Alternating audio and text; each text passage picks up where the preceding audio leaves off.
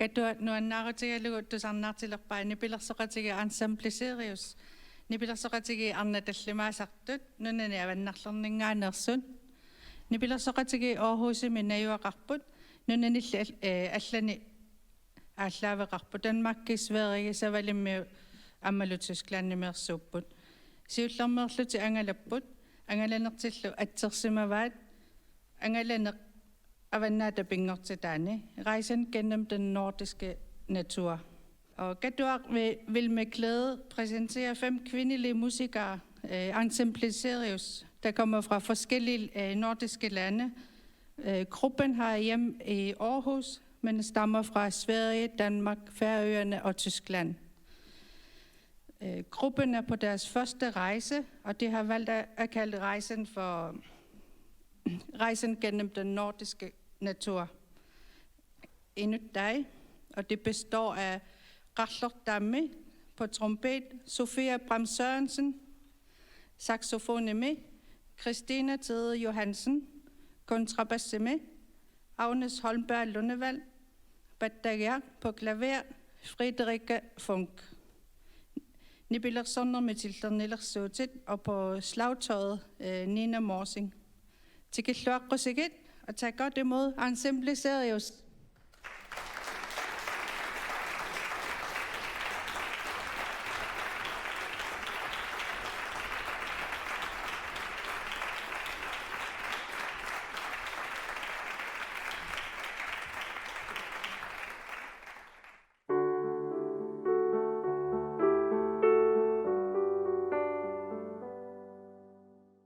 Jeg eiti Atle, 54 år, eller vel 54 år. Født i København, oppvaksen i Førjøen, bygger i Vestmanna. Og jeg har finnes vid tonelike nesten siden jeg var født der. Oppvaksen i en huset som har klaver og violin og blokkfløyter og gitar og instrument. Så verket som jeg har skrivet til Sirius-bolken, det heter Seriously, og temaet i versen er skudj. Hvis det er noe som har førjen, så er det skudj. Det er skudja så å si alltid, og da solen kommer fram, så er vi rettelig forlipt og positiv og glad, men det var jo ofta stått. Han løtan jeg fikk hosgått jeg for å bruke skudjene som tema hvis jeg var og en flåfer ur Førjøen til Østlands. Da du ser at jeg flikvar og fært opp fra Jørgen og flyr opp til 20 km over Jørgenflaten, så færes du i jøkken ølskudjløyene, og jeg har rønt at gjørst noen element som skulle vånande være tydelig at skilte middelen. Og kanskje eisen prøve å gjøre seg tanker om, altså åreren, kunne kanskje gjøre seg tanker om når det må være høyt liggende skudj, eller lågt liggende skudj. Jeg skal si at de elementene som kanskje ganger etter i versen at jeg har rønt haft funnet perioder hver ute en statiske stemninger, hver det ikke meningen at publikum skal fornemme tøyene. I ørenpettene versen det jeg har rønt å skrive de rytmiske figurene så at det ganger opp mot hvordan øren så at ørstlite vånende en fornemmelse av en teppe faktisk, heller enn å høre de enkelte notene. Det som jeg vil si at det at jeg øyelig glad for at Sirius-bøkene blir med skrive etter verset. Jeg øyelig takksom for å sloppe å skrive det, og jeg er vanlig at tid for å njøte løtene. Takk for det.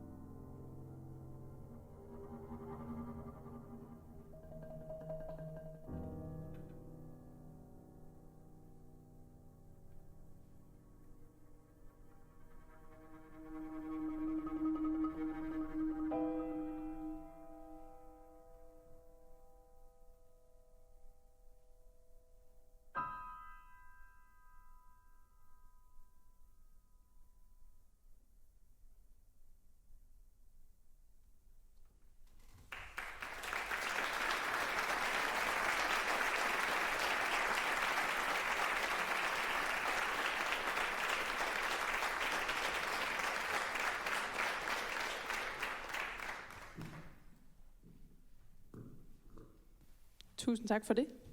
Og rigtig hjertelig velkommen til koncert. Vi er Ensemble Sirius, kommer fra Aarhus, men i virkeligheden også fra lidt forskellige andre steder. Samlet i Aarhus i hvert fald. Vi vil gerne tage jer med ud på en rejse gennem den nordiske natur. Der bliver ikke brug for fly eller noget som helst andet. I kan bare læne jer godt tilbage, og så lade musikken føre jer hen, hvor vi nu kommer hen. Vi startede på Færøerne, som I kunne se. Vi har nemlig fået 6 forskellige nordiske komponister til at skrive os et værk. Vi har en lidt speciel sammensætning af instrumenter, så derfor så er vi jo nødt til at få komponister til at skrive værker til os, hvis vi skal have noget at spille. Så det er vi rigtig glade for, at der var 6, der sagde ja til.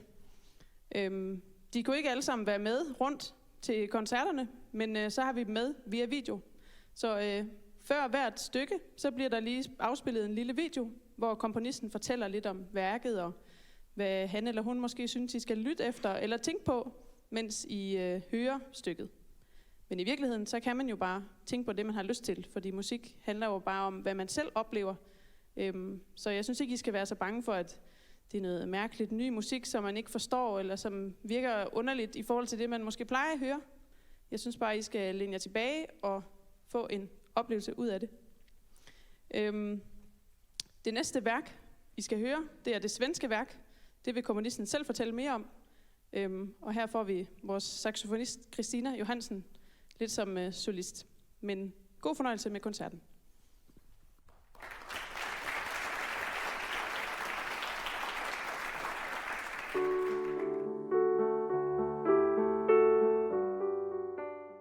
Jag heter Isak och jag är ifrån Stockholm, Sverige, och jag gör musik.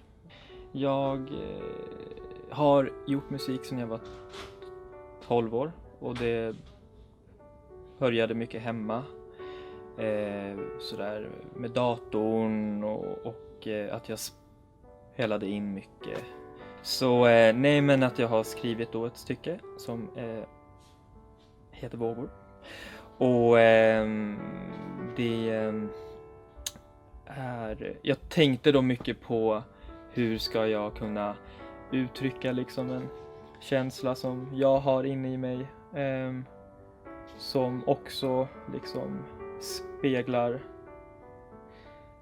naturen och liksom den svenska på något sätt som jag känner i mig liksom. Mycket av det här stycket har inte så mycket att göra med att det ska liksom återspegla någon slags natur som är utanför, eller någon natur som så, utan ska återspegla min känsla och min upplevelse av naturen. Jag har kanske inte använt mig av någon särskild seriell teknik, utan mer har jag försökt att jobba mycket med min intuition och försökt att lyssna till mig själv. Jag hoppas att ni får en fin upplevelse av att höra min musik som jag har gjort till det här.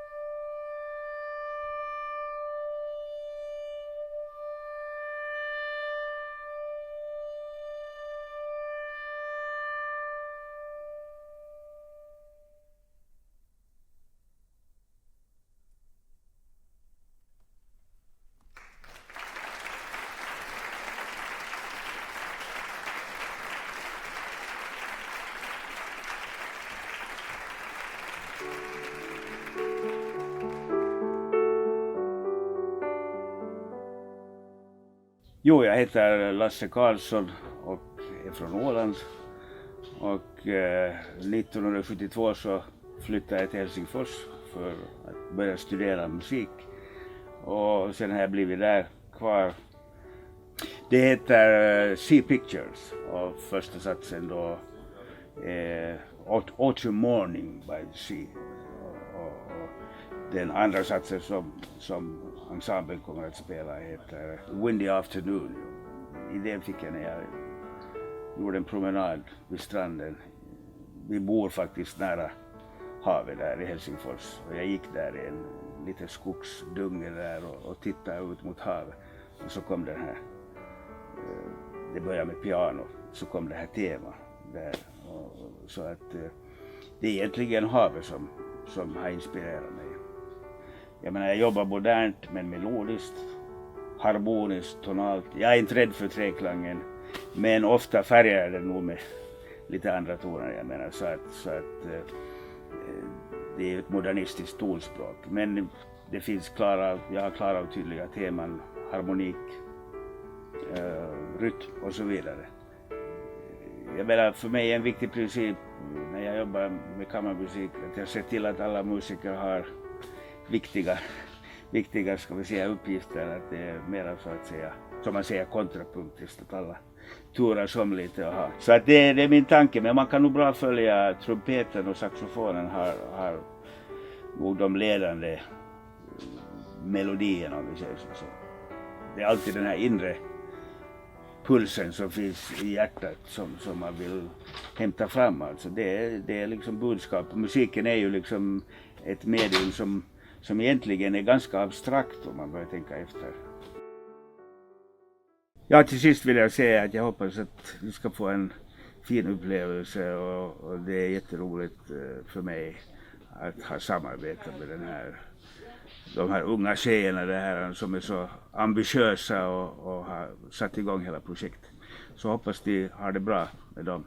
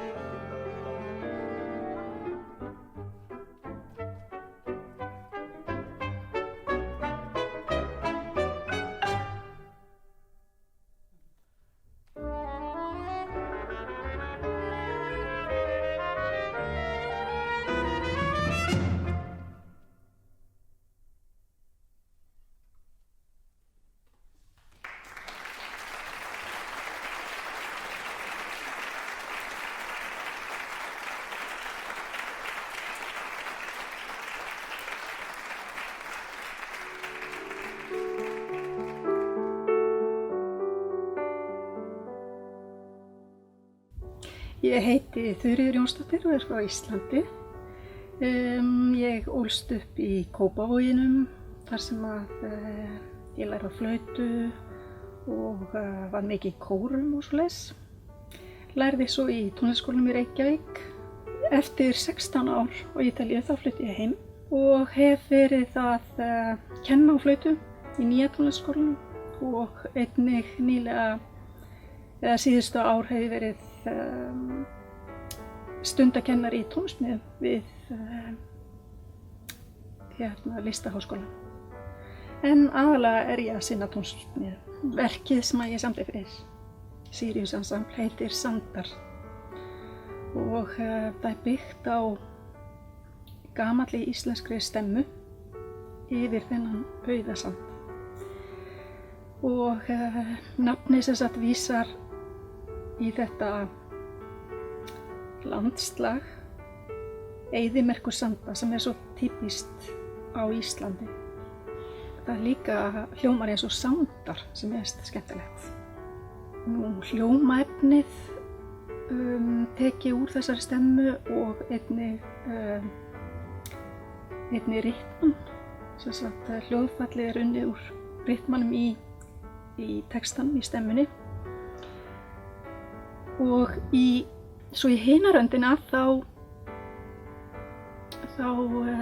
ég að hugsa bara hugtakið sandar eða eyðimerkursandur og það endurspeglast bara það fyrirbæri endurspeglast í formi verksins, yfirborði og svona flæði verksins bara sem yfirborð sem hrjúft en mjúkt, það fallegt og ljótt, það hrikalegt og hlýlegt í senn. Ég myndi segja að fólk ætti ekki að hafa áhyggjur af því að þurfa að skilja of mikið. Fólk á að opna eyrun, ekki bara heyra heldur hlusta, slaka á og njóta. Flott hjá ykkur að koma á tónleikana og vera í návígi við tónlistarmennina. Það hinn sanni hljómburður.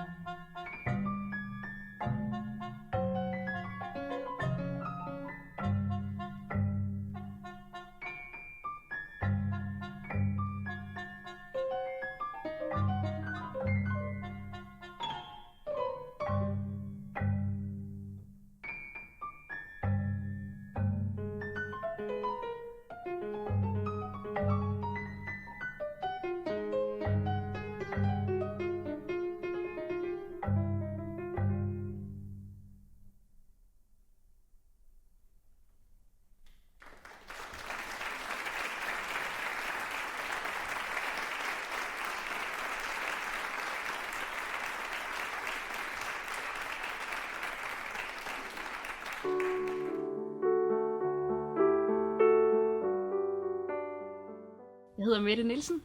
Jeg er født i Odense og opvokset der. Jeg har boet i København de sidste 10 år snart. Jeg er fra et musikhjem, eller amatørmusikerhjem.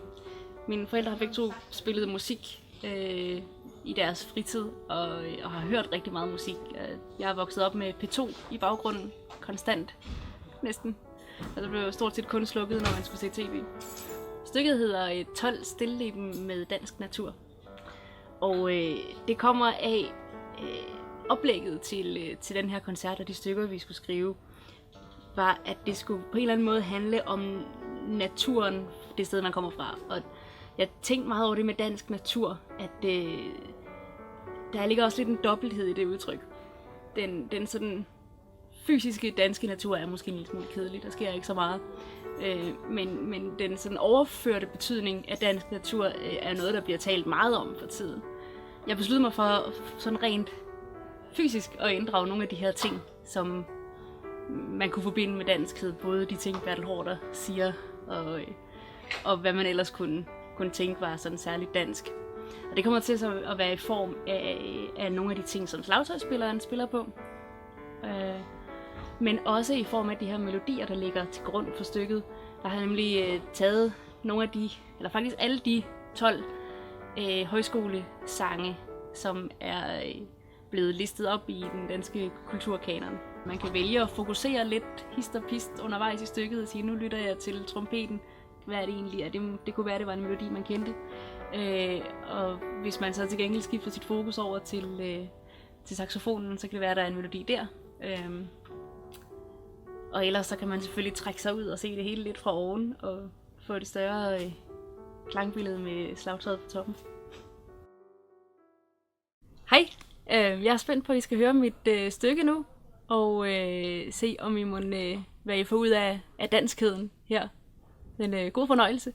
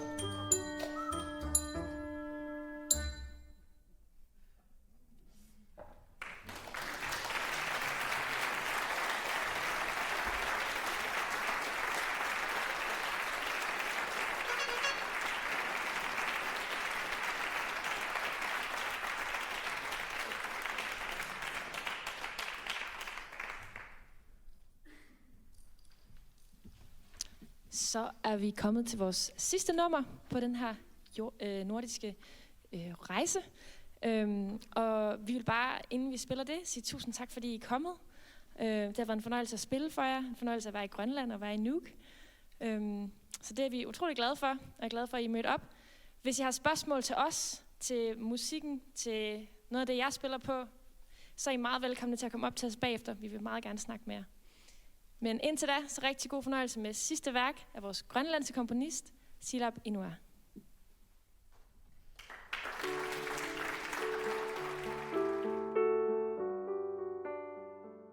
Arnangua med ataqarpunga. Kadallit nunaanni najuaqarpunga nummi. Ukiorpassuit qallertartartutut atuarpunga Europami. Taava musikkonservatoriumingaanni naammassigama. Kadallit nunaannut uterpunga. Ukiorpassuit aqutsisutut ilinniartitsisuullungalu pisortaallungalussulivunga. Ullumi erinniartuuvunga. Una erinniaq Silap Inua. Suliarillugu eqqarsaatigivaqa.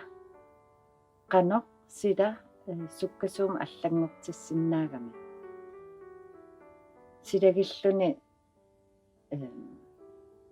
Sidagilluni aamma alianaallunilu angiinna allangortissinnaagami anerlerluni sakkuttuu. Taannu tusaasinnaavaarsi tusarnaarlusi. Nipilersertartut qilaat atussavai. Angakkungorlutit. Tunniutillugu tigullugulu ammaluortuliortarput. Soorlu seqina. Immaqaluunni qaammat. Aamma isumaqarsinnaavoq innuuna. Ingerutit eqqarsaatigillugi erinniuliorpunga. Taanna aamma takusinnaavarsi aamma tusaasinnavarsi. Tusarnaarluaritsi